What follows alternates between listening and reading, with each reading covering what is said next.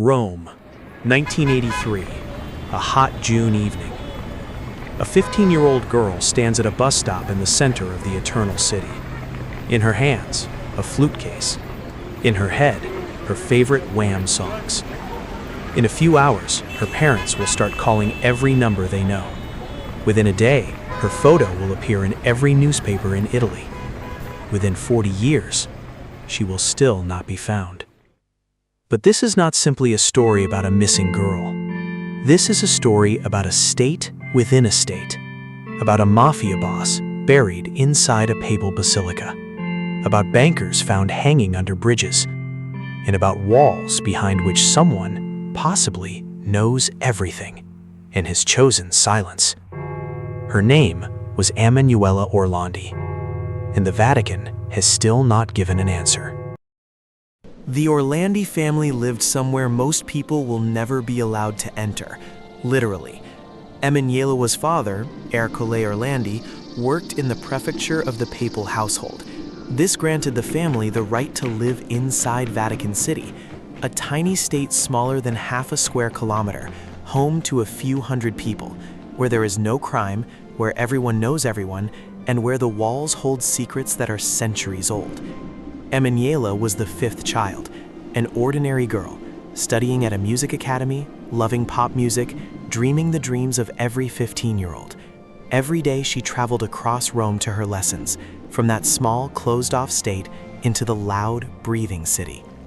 On June 22, 1983, she made that journey for the last time. She never came home. That afternoon, after her lesson, a stranger approached Emanuela. He offered her a part-time job, handing out flyers for a cosmetics company at an exhibition. She didn't agree on the spot. She called her sister and said she would ask her parents that evening. That was the last phone call.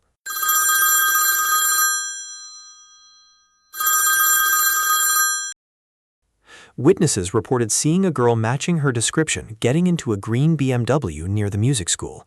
After that, no one saw her again. When her parents called the police the following morning, they were told, "Wait, she probably went out with friends. Too early to worry." Let that land for a moment. A 15-year-old girl living inside Vatican City, the daughter of a papal court employee, does not come home at night, and police advise patience. By that same evening, she was officially declared missing. Her photograph and a contact number appeared in Italy's largest newspapers. The phone began ringing the next day, and that is where this story becomes truly strange. The first call came on June 25th. A young man who identified himself as Pierluigi described Emanuela's hairstyle and flute case in precise detail. He said he had seen her. She was calling herself Barbara and selling cosmetics. The second call came the following day. A bar owner near the academy said he had spoken with a girl who looked just like Emanuela. She also called herself Barbara, said she had run away from home but would return for her sister's wedding. The family went cold. Only the closest relatives knew about that wedding. But the most disturbing call came on July 5th. A man with a distinctive American accent, investigators would later refer to him simply as the American, stated it directly. Emanuela is alive. Hey, this is James going. Things are pretty good here. Wish you were here. Love you. She will be returned, but only in exchange for the release of one person, a Turkish terrorist named Mehmet Ali Akça, the same man who 2 years earlier had shot Pope John Paul II. On July 3, 1983, something happened that has no precedent in modern history. Pope John Paul II, the head of one of the most powerful religious institutions on the planet, after a public prayer, addressed the kidnappers of a 15-year-old girl directly from St. Peter's Square in front of thousands of people. He asked them to bring her home. Think about that. The Pope, a man to whom heads of state come seeking an audience, publicly acknowledged that somewhere out there, people were holding a child, and the only thing he could do was ask.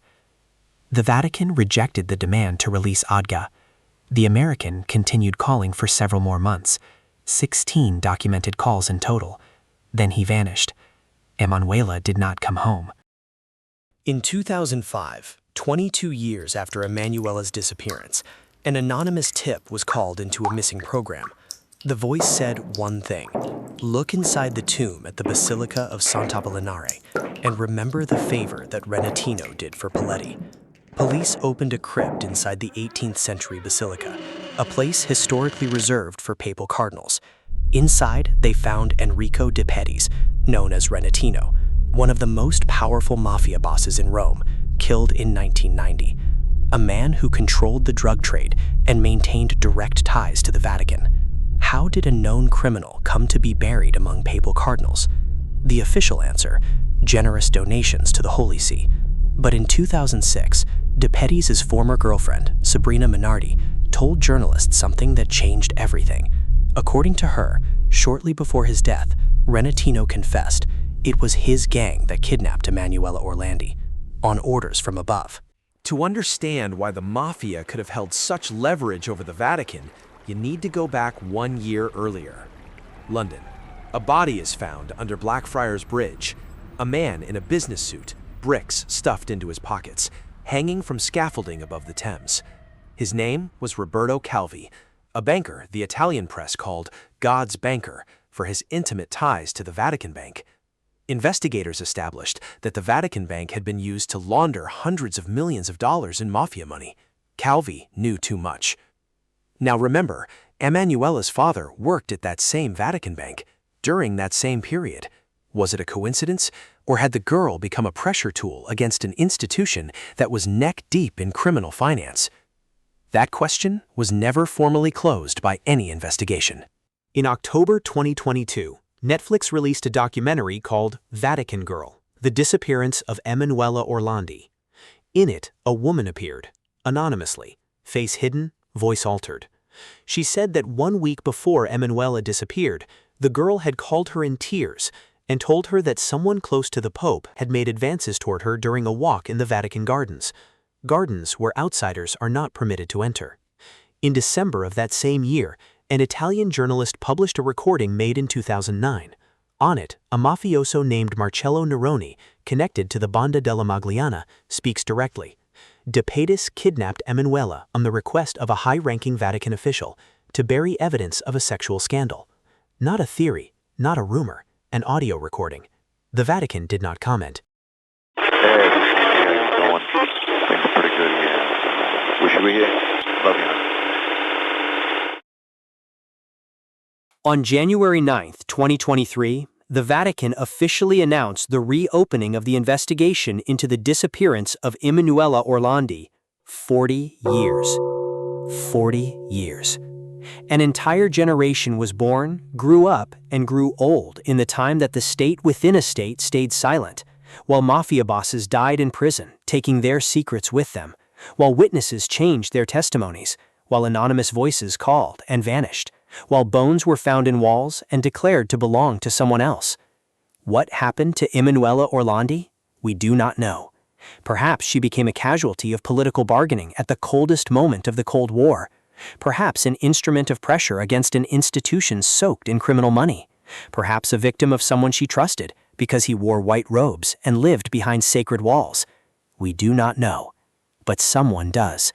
And that someone wakes up every morning inside the Vatican. There are places on this earth where truth lives behind locked doors, where silence is policy, not humility, where the walls are thick enough to swallow any sound. Emanuela Orlandi would have turned 56 years old this year. If this story stays with you, subscribe. We only tell the stories that someone, somewhere, does not want you to hear. Until next time.